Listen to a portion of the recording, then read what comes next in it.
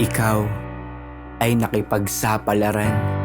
Dahil sa probinsya'y wala kayong kakayahan na takpan ang nabubutas niyong mga tiyan. Hindi mo na kayang makita na araw-araw kayong wala, kaya kahit buhay mo ang nakataya, sinugal mo sa Kalakhang, Maynila. Nakangiti kang umalis at ang tanging pabaon ni panganay sa'yo ay mga halik na kay tamis, Mama. Hanggang sa muli nating pagkikita, ito ang perpektong halimbawa na kahit ilayuman ang pag-ibig, lagi pa rin itong makakasama. Na masukan kang katulong sa Kamaynilaan.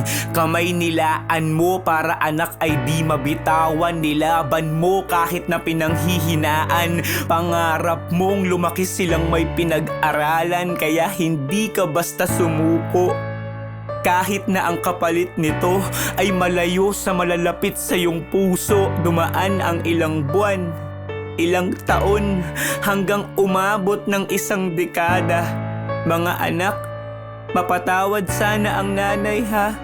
May mga pagkakataon sanang umuwi, pero kapos naman ang pera. May mga pagkakataon namang may pera, ngunit kailangan pang punasan ang lamesa dahil baka magalit ang amo at mawalan si nanay ng trabaho. Ito lang ang tatandaan nyo. Walang umaga na hindi ko kayo naalala at walang gabi na hindi ko hiniling na kayo ay makasama.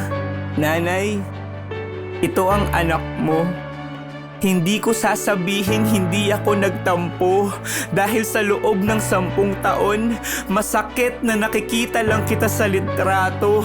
Kapag wala ka sa tabi, mabagal ang mga araw sa kalendaryo. Walang silbi ang yaman o bahay na malapalasyo kung wala ang ilaw na nagpapaliwanag nito.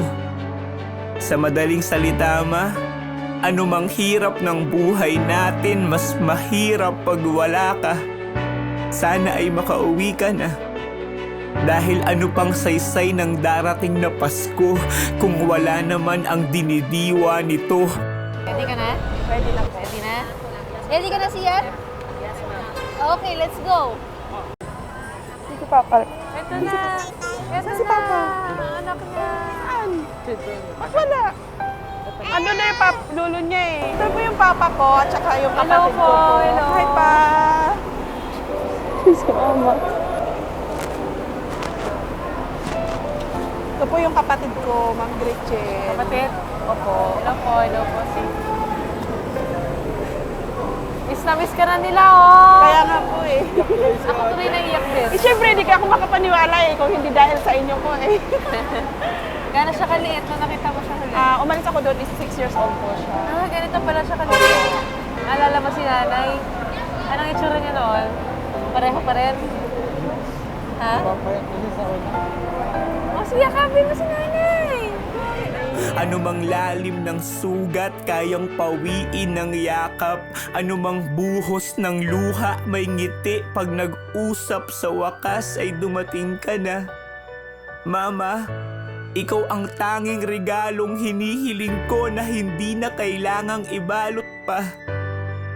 Noong dumating ka, natagpuan ko ang tahanan.